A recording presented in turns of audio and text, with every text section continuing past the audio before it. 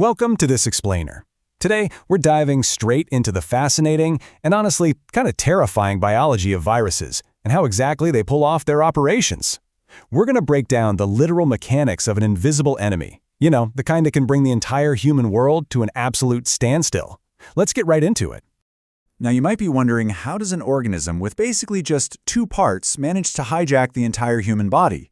It's a brilliant biological irony, isn't it? Something so incredibly simple can completely take over our wildly complex human systems. You'd think a virus needs to be super sophisticated to outsmart the immune system, but actually, it's a literal masterclass in minimalism. So in our explainer today, we're covering 4 key areas. First, the simple structure of viruses. Second, DNA and RNA viruses. Third, the cell hijack, looking at the exact stages of infection. And finally, number 4, why does sanitizer actually work? All right, Section 1, the simple structure of viruses. Ever since scientists like Dmitry Ivanovsky and Martinus Beijerinck first discovered and named viruses, one thing has really stood out. You basically only need to remember the number 2. That's it. There is no sneaky third element to worry about here. A virus is essentially made up of just 2 main components. It's so beautifully simple that even if biology isn't your strong suit, you're going to have this at your fingertips. To picture this, think of a virus like your everyday reusable water bottle. The capsid is basically the outer plastic shell of that bottle. But, you know, in the virus's case, this shell is a capsule made entirely out of protein. Following that water bottle metaphor, if the capsid is the plastic shell, then the genetic material is the water sloshing around on the inside.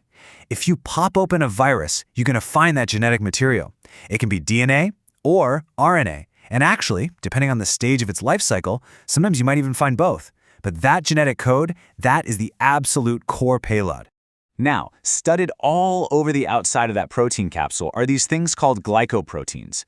These are basically proteins mixed with carbohydrates. Just think of them as specialized little hooks. The virus uses these glycoprotein hooks for one very specific purpose: to firmly latch on to your healthy cells. Moving on to Section 2, DNA and RNA viruses. So how does this genetic payload translate to real-world diseases? Well, highly stable viruses, things like HPV and smallpox, have DNA cores. Meanwhile, those notorious viruses that mutate rapidly and cause global pandemics, we're talking corona, influenza, HIV, rabies, dengue, those rely on RNA. Okay, Section 3, cell hijack, the stages of infection. So how exactly does this incredibly simple 2-part structure, literally just a protein shell and some genetic code, make us so incredibly sick? Well, a viral infection is essentially a 3-step hijacking process. Honestly, it operates a lot like an intruder forcing their way into a highly secure building. Let's walk through these 3 distinct stages: attachment, endocytosis, and replication.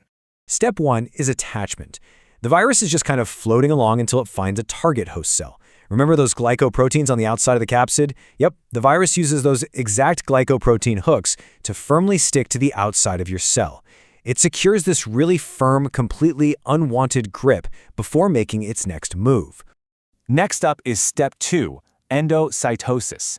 Once the virus is attached, your cell actually forms a groove, like a physical depression, right there on its surface. Through this groove, the virus breaches your cellular walls and physically enters the inner space of your cell. The intruder is, well, officially inside the house. And here is a truly fascinating biological distinction.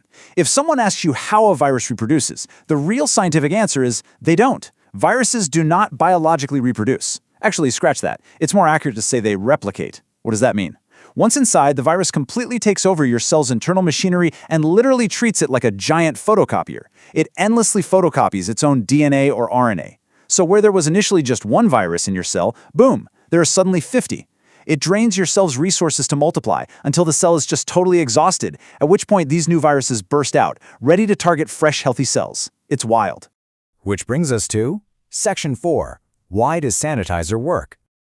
When you use an alcohol-based hand sanitizer, you aren't just wiping away dirt, you know. You are literally engaging in chemical warfare against the virus's structure. The sanitizer chemically destroys the virus's glycoproteins, those vital hooks on the outside of the capsid we talked about earlier. And without those hooks, the virus absolutely cannot complete Step 1. It can never attach to your cell. You are stopping the biological hijack before it even has a chance to begin. As we wrap up this explainer, I really want you to remember the brilliance and the danger of viral simplicity. A virus cannot survive on its own. It relies entirely on tricking your cells into doing all the heavy lifting for it. By understanding this, we take away its power, literally washing its weapons away. But it does leave us with a pretty provocative question. As we invent better ways to sanitize and defend ourselves, how will this invisible two-part enemy evolve its next masterclass in hijacking? Keep your boundaries strong and keep learning.